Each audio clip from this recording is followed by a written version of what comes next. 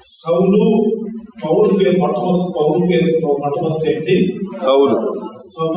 సౌలు అంటే కాదు, సౌలు అంటే నాశనకరమైన వాడు.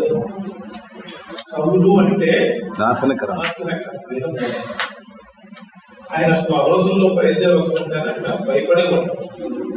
ఆయన మంచి దాన్ని ఏమంటారు, బాగా ధర్మశాస్త్రంలో అనిత్యుడు అన్నాడు. ధర్మశాస్త్రంలో బాగా నేర్చుకుని ధర్మశాస్త్ర ప్రకారం తప్పు ఉంది ఇతరులో అని ఎవరు కూడా అతన్ని ఏదెత్తి చూపగలిగినటువంటి స్టేజ్లో లేడు. అంటే అంత నిష్టగా బ్రతికినటువంటి వ్యక్తి సౌలు. కానీ అతనికి ఉన్నటువంటి దృక్పథం ఏంటంటే క్రైస్తవులను నాశనం చేయాలి, క్రైస్తవ్యాన్ని ప్రబలకుండా ఉండాలి అనేది కంకణం కట్టుకున్నాడు. ఏమండి కంకణం కట్టుకున్నాడంటే అలా శపథం చేసుకున్నాడు. శపథం చేసుకుని ఎక్కడ దొరికితే అక్కడ, ఏ ప్రాంతంలో సువార్త చెబుతున్నారో అక్కడ సువార్త చెప్పే వాడిని పట్టాలి తిట్టాలి బయలుదేరినటువంటి అతడికి దేవుని దర్శనము నమస్కారంలో కలిగింది. ఆ కలిగిన వెంటనే అతడు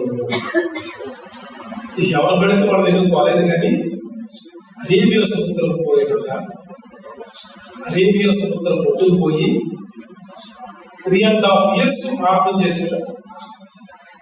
చేశాడు.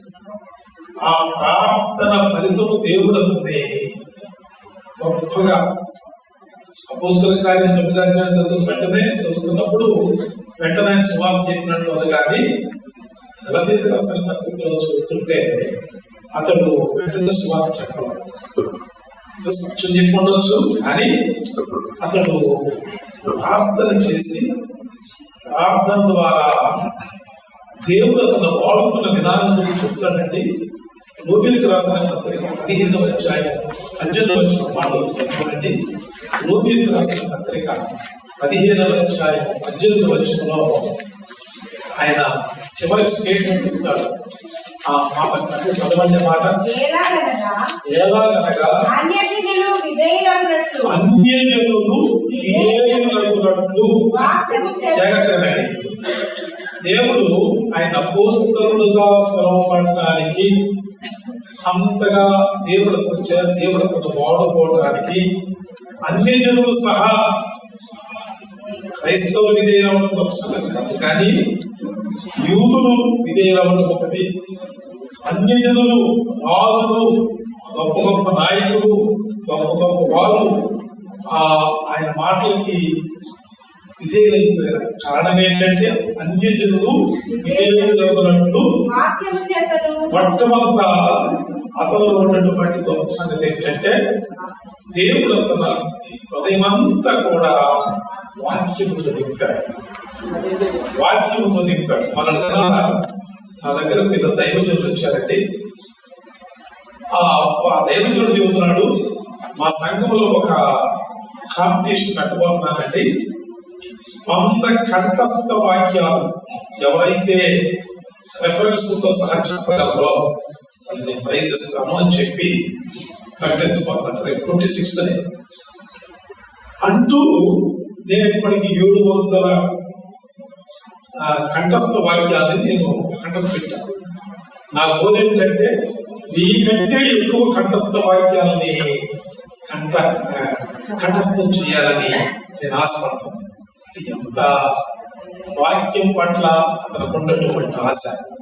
ఈ రోజున వాక్యం వింటూ ఉన్నాము, వాక్యం 5 సంవత్సరాల నుంచి చదువుతూ ఉన్నాం, కానీ వాక్యాన్ని అసలు రేపు రాబోయే కాలంలో ఇప్పుడు మన బైబిల్ మనం ఫ్రీగా తీసుకెళ్తున్నాం, మోసుకెళ్తున్నాం. కానీ ఒక రోజు వచ్చుద్దట, ఆ రోజున బైబిల్స్ దగ్గర తీసేస్తాం. ఖచ్చితంగా మన ఇండియా తీసేది కూడా వచ్చు. అలా తీసివేసినప్పుడు మన వాక్యము గురించి మన వాక్యం ఏం చెప్పాలి ఏంటి అనుకుంటే అవేమి మన హృదయంలో వాక్యం లేకపోతే చేయలేము. ఏమండి, మీరు రిచర్డ్ బూమ్రాండ్ అనేటువంటి దైవజనుల సాక్ష్యంలో రుమేనియా దేశంలో ఆయన జైల్లో 14 సంవత్సరాలు ఉన్నారు. 14 సంవత్సరాలు జైల్లో ఉండి సంఖ్యలు, చేతులకు సంఖ్యలు, కాళ్ళకు సంఖ్యలు పెట్టుకుని అతను తెలిసినటువంటి వాక్యం తన నోటి నుంచి పలుకుతూ ఉండేవాడు. ఆ జైల్లో ఉన్నటువంటి వాడు వాళ్ళ తెలిసిన వాక్యం పలుకుతూ ఉండేవాడు.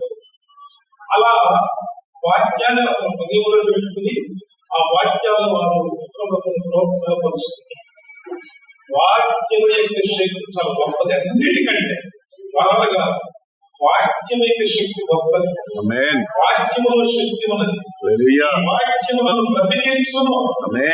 నీ వాక్యము ఆ పాదములకు దీపము, ఆ త్రోవకు వెలుగు. వాక్యమే మనుషుడికి మరి ఉద్యోగం తీసుకురాగలిగింది. వాక్యమే స్వస్థపరచగలిగింది. కనుక ఆ వాక్యం పట్ల అంత తృష్ణ భక్తుడికి ఉంది. ఆయన వాక్య బలము చేయటము, క్రియ చేయటము, మృతుల బలము చేయటము, మహత్కార్యములు చేయటము, పరిశుద్ధాత్మ లాస్ట్ చెబుతున్నాడు. మొట్టమొదట వాక్య బలం, రెండవది క్రియ బలం, మూడవది మృతుల బలం, నాలుగవది మహత్కార్యముల బలం, తర్వాతే పరిశుద్ధాత్మ బలం. అంటే పరిశుద్ధాత్మ లేకపోతే ఈ 4 కార్యాలు జరగవు. తప్పనిసరిగా ఆ పరిశుద్ధాత్మ సహాయం చేత నేను వాక్యాన్ని బోధిస్తున్నాను. మృతులు చెప్పిన బోధనలు ఏదో నాకు మా బైబిల్ దొరికింది కదా అని చెప్తున్నట్టు లేదు. చెప్పినటువంటి దాన్ని క్రియారూపంగా దాని తర్వాత మృతులు చూపిస్తున్నా. యేసు ప్రభు గొప్పవాడు అంటే ఈ రోజు మనము ఫెయిల్యూర్ అవడానికి కారణం ఏంటంటే చెప్పేవాళ్ళు మనకు ఎక్కువైపోతున్నాయి, కానీ చేసేవాళ్ళము క్రియరూపంలో ప్రదర్శించేవాళ్ళు ఏ కనుక దేవుని యొక్క కార్యాలు మనము ప్రజల మధ్య తీసుకోలేకపోతున్నాం. అవును, ఇక్కడ సంఘాల్లో ఎదుగుతున్నాము. సంఘాలు ఏదో వస్తున్నారు, కొంతమంది లక్షల్లో వస్తున్నారు కొన్ని చోట్ల. కానీ అన్యులైనటువంటి వారు దేవుని దగ్గర రాకపోవడానికి కారణం ఏంటంటే వాక్యాన్ని క్రియరూపంలో చూపించలేదు. కనుక దేవుని బిడ్డలారా, సౌలు వలె ఏ విధంగా సౌలు పౌలుగా మారి, పౌలు అంటే చాలా చిన్నవాడు అంటే అంతటి జ్ఞానం కలిగిన వ్యక్తి. నేను ఎంత చిన్నవాడని చెప్తున్నాడంటే ఎఫెసీయులకు రాసిన పత్రిక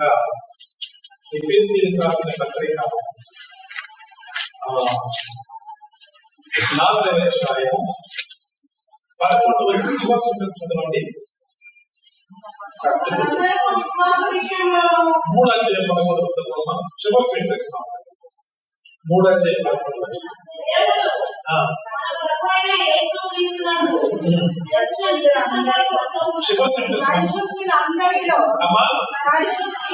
చూడండి, దేవుని స్టేట్మెంట్ చూడండి. పరిశుద్ధులందరిలో ఎటువంటి వ్యక్తి చెబుతున్నాడు? గొప్ప ధర్మశాస్త్ర ప్రావీణ్యత కలిగినటువంటి వ్యక్తి. అతను ఇచ్చినటువంటి స్టేట్మెంట్ ఏంటంటే 70 అంటే పరిశుద్ధులందరిలో కూడా అత్యల్పుండి, ఎంత పరిశుద్ధులందరిలో అత్యల్పుండిగా మనం అందరము ఆయన రాసే పుస్తకాలు 13 పుస్తకాలు, 13 పత్రికలు రాసి అప్పటికి దాదాపు 30 సంవత్సరాలు సర్వీస్ చేసి సువార్త సేవ చేసి ఆయన నుంచి ఆయన ఏమో స్టేట్మెంట్ ఇస్తున్నాడంటే నేను పరిశుద్ధులందరిలో కూడా అత్యల్పుడు. తిమోతి రాసిన పత్రిక 15 అక్కడ అంటాడు, పాపులలో ఎవరైనా బాగుపడుతూ ఉంటే పాపులలో నేను ప్రధానుడి అంటున్నాడు. ఎవరు చెబుతున్నారండి? 14 పత్రికలు రాసినటువంటి వారు. ఏ అపోస్తులుడు రాయల 14 పత్రికలు యేసు ప్రభు యొక్క దర్శనాన్ని ముఖాముఖం చూసినటువంటి వ్యక్తి. ఆ యేసు ప్రభు ముఖాన్ని చూసి ఆ దర్శనాన్ని గ్రహించి తెలుసుకున్నటువంటి వ్యక్తి 14 పత్రికలు రాసినాయి. దేవునితో సంబంధం కలిగి 30 సంవత్సరాలు పరిచయం చేసిన తర్వాత నేను పాపంలో పాపది, పరిశుద్ధుల్లో చాలా తక్కువ వాడిని. అది మొదలుపెట్టి 9 వచ్చంలో అపోస్తులలో చాలా చిన్నవాడిని ఎంత తగ్గించుకుంటూ అలా చేయబట్టి అతడు నిజంగా దేవుని చేత ప్రత్యేకించబడిన వాడిగా ఆయనకు దేవుని చుట్టూ ప్రత్యక్షపడ అన్ని గొప్ప సంఘాలు కట్టడానికి దేవుడు వాడుతున్నాడు. ఈ రోజున దేవుని బిడ్డల చేయడంలో విశ్వాసం మనం అందరం కూడా మనం నేర్చుకోవాల్సిన విషయం ఏంటంటే, మనము ఎంతటి వారమైనా దేవుని సన్నిధికి వచ్చినప్పుడు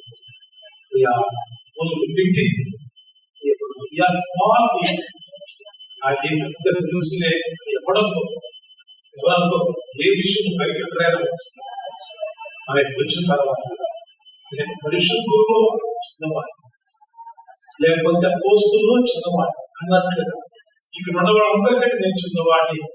మన సీఎం గారు ఏమంటున్నాడంటే, నేను సేవకుడిని అంటున్నాడు.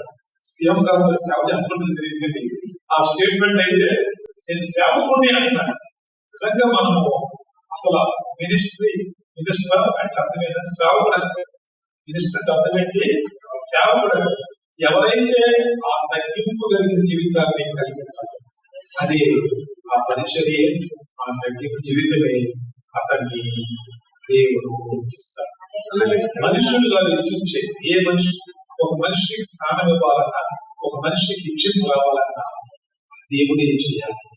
అందువల్ల మనం అందరం కూడా అటువంటి మంచి మనసు కలిగిన వారిగా ఈ యొక్క దినమున, ఈ పునరుద్ధాన దినమున దైవజనులు సోమన్న గారి ద్వారా, సహోదరి ఝాన్సీ లక్ష్మి గారి ద్వారా ఎన్నటువంటి సాక్ష్యాలు, వారు చెప్పిన వాక్యాలను బట్టి మనం కూడా ప్రోత్సాహపరచబడి మనం కూడా తగ్గింపు జీవితంతో దేవుని కొరకు మన శ్రేష్ఠ జీవితంలో దేవుని కొరకు రోషంగా జీవిస్తా దేవుడు అటువంటి కృప మన అందరికీ అనుగ్రహించును గాక. ఆమేన్.